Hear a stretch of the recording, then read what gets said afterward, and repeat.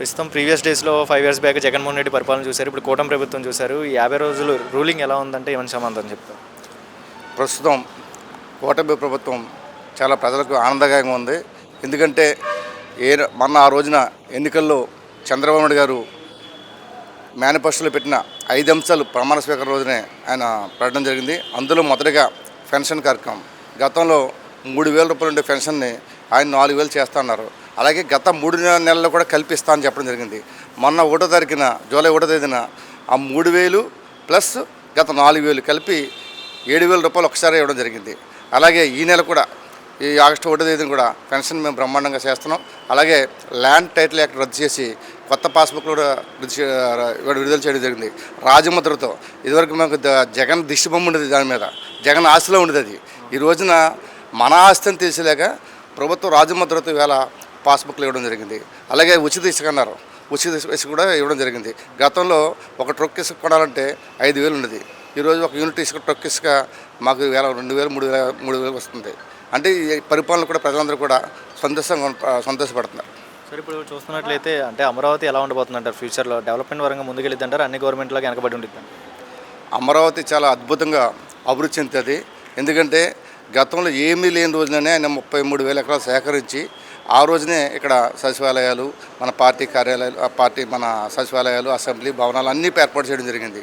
అయితే ఈ దుర్మార్గుడు జగన్మోహన్ రెడ్డి ముఖ్యమంత్రి అయిన తర్వాత దాన్ని అలా ఉంచడం జరిగింది. కానీ చంద్రబాబు నాయుడు మళ్ళీ వచ్చిన తర్వాత ఏదైతే ఆగిపోయిన పనులు ఉన్నాయో అవన్నీ పూర్తి చేయడం, అట్లాగే మన కేంద్ర ప్రభుత్వం కూడా 15,000 కోట్ల రూపాయలు ఇచ్చి మేము అమరావతిని అభివృద్ధి చేస్తామని చెప్పడం చాలా ఆనందకరమైన విషయం. అభివృద్ధి గ్యారంటీ జరుగుతుంది. సరే, జగన్మోహన్ రెడ్డి వచ్చి రౌడీ పాలన జరిగింది, అసెంబ్లీకి వచ్చినాడు, దరిదాపుల్లోకి వచ్చి ధర్నా చేస్తాను, ఇచ్చేస్తాను, ఢిల్లీ వెళ్తాను, అది ఇది అని మాటలు అంటున్నారు. ఎంతవరకు కరెక్ట్ అంటారు ఈయన చేసే మాటలు కానీ వర్క్ కానీ? జగన్మోహన్ రెడ్డి ఇంకా మూర్ఖత్వ పరిపాలన పోలా. ఆయన ఇంకా నేను అధికారంలో ఉన్నాను అనే భ్రమలో ఉన్నాడు. నిజంగా అతను చూస్తుంటే చిన్న పిల్లవాడు గుర్తుకొస్తున్నాడు. ఎందుకంటే ప్రతిపక్ష హోదా కావాలంటున్నాడు. ప్రతిపక్ష హోదా కావాలంటే మినిమం 10% రావాలి. అంటే 18 అసెంబ్లీ సీట్లు ఉంటేనే అతనికి ప్రతిపక్ష హోదా వస్తుంది. 11 సీట్లు పెట్టుకుని నాకు ప్రతిపక్ష హోదా కావాలి, ఎవరైనా చనిపోయినా, రాష్ట్రంలో ఎవరు చనిపోయినా వాళ్ళ తెలుగుదేశం వాళ్ళే చనిపోయారని చెప్పేసి ఢిల్లీలో ధర్నాలు చేయడం ఇవన్నీ కూడా పిచ్చితక్కుల పనులే ఉన్నాయి. కూటమి ప్రభుత్వం ద్వారా అభివృద్ధి జరిగిద్ది, అంతా ఇండస్ట్రీస్ వస్తాయి, డెవలప్మెంట్ జరిగిద్ది అని నమ్మకం ఉందా? ఫుల్గా ఉంది. ఎందుకంటే 2014-19లో మనం పరిశీలన చూసుకుంటే మన రాష్ట్రానికి ఎన్నో ఇండస్ట్రీస్ వచ్చాయి, అలాగే ఐటీ కంపెనీలు వచ్చాయి. తర్వాత 19 నుంచి 24 చూసుకుంటే ఉన్న కంపెనీలన్నీ పారిపోయాయి. మళ్ళీ ఈరోజు చంద్రబాబు గారి సమర్థత, అలాగే మన పవన్ కళ్యాణ్ మీద నమ్మకం, ఈ డిప్యూటీ మినిస్టర్ మీద, మన ముఖ్యమంత్రి మీద ప్రజలందరికీ నమ్మకం ఉంది. ఇతర దేశాల్లో కూడా, ఇతర రాష్ట్రాల ప్రజలందరూ కూడా నమ్మకాలు ఉండి మన రాష్ట్రంలో పెట్టుబడులు పెట్టడానికి ఇండస్ట్రీలు వస్తున్నాయి, ఐటీ కంపెనీలు వస్తున్నాయి. మొన్నే ఒక నెలలోనే సుమారుగా 100 కంపెనీలు ఎన్నో వస్తున్నట్టుగా దరఖాస్తులు వచ్చినట్టుగా మనకు తెలియవచ్చింది. గతంలో పరిపాలన చూశారు జగన్ పరిపాలన, ఇప్పుడు కూటమి ప్రభుత్వం చూసాం. రూలింగ్ ఎలా అనిపించింది 50 రోజులు? గత 5 సంవత్సరాలు జగన్మోహన్ రెడ్డి పరిపాలన ఎలా అనిపించింది? గతంలో జగన్మోహన్ రెడ్డి పరిపాలన 2 హత్యలు, 4 ఆక్రమణలు, 3 దోపిడీలు అనే విధంగా కొనసాగింది. ఇప్పుడు చేస్తున్న నారా చంద్రబాబు నాయుడు గారి పరిపాలన చూస్తుంటే ప్రజలందరూ సంతోషంగా, మొన్న వృద్ధులకి ఒకేసారి 1,000 రూపాయలు పెన్షన్ చేసి 3,000 రూపాయలు, 2,000 రూపాయలు ఎక్స్ట్రా ఇచ్చి ఒకేసారి 7,000 రూపాయలు ఇష్టం చూస్తే వాళ్ళ కళ్ళలో ఆనందం చూస్తే మతిపోతుంది జగన్మోహన్ రెడ్డికి. ఇలాంటి పరిపాలన ఎందుకు చేయలేకపోయానని అనుకునే స్థితిలో మొన్న పెన్షన్ కార్యక్రమం చేశారు నారా చంద్రబాబు నాయుడు గారు. అలాగే రాజధాని అభివృద్ధి కేంద్రం నుంచి 15,000 కోట్ల రూపాయలని ఒకసారిగా సెలెక్ట్ చేసి ఈరోజు అభివృద్ధికి శ్రీకారం చుట్టారు నారా చంద్రబాబు నాయుడు గారు.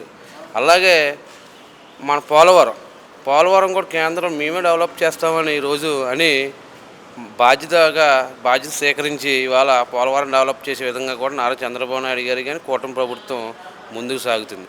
ఇవాళ పరిపాలన ఎలాగుందంటే 6 కాయలు 3 పువ్వుల్లో విరజిల్లుతున్న ఆంధ్రప్రదేశ్ రాష్ట్రం. అభివృద్ధి ఎలా చేయాలి అంటే ఆదాయం విజృంభించి ఆదాయం పెంచి సంక్షేమ పథకాలు ఇచ్చే విధంగా కూడా నారా చంద్రబాబు నాయుడు గారు దూసుకుపోతున్నారు ఇవాళ పరిపాలనలో. సార్, ఇప్పుడు చంద్రబాబు నాయుడిని చాలామంది అంటే జగన్మోహన్ రెడ్డి ఏమంటున్నాడంటే చాలా వరకు రౌడీ పాలన వచ్చింది, అది పాలన వచ్చిందని అంటున్నారు. అసెంబ్లీకి దరిదాపుల్లోకి వచ్చి నల్లరిపల్లిని కట్టుకొని ధర్నా ఇచ్చేస్తానని.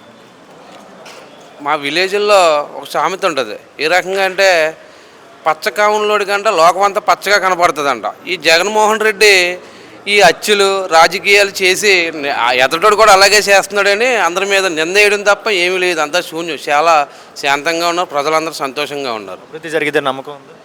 100% నమ్మకం ఉంది. ఇప్పుడే కదా, నెక్స్ట్ కూడా 5 సంవత్సరాలు కూడా ఈ కూటమి అధికారంలోకి వస్తుంది. అభివృద్ధి ఇంకా మన దేశంలోనే హైయెస్ట్ రాష్ట్రంగా మన రాష్ట్రం అభివృద్ధి చెందుతుందని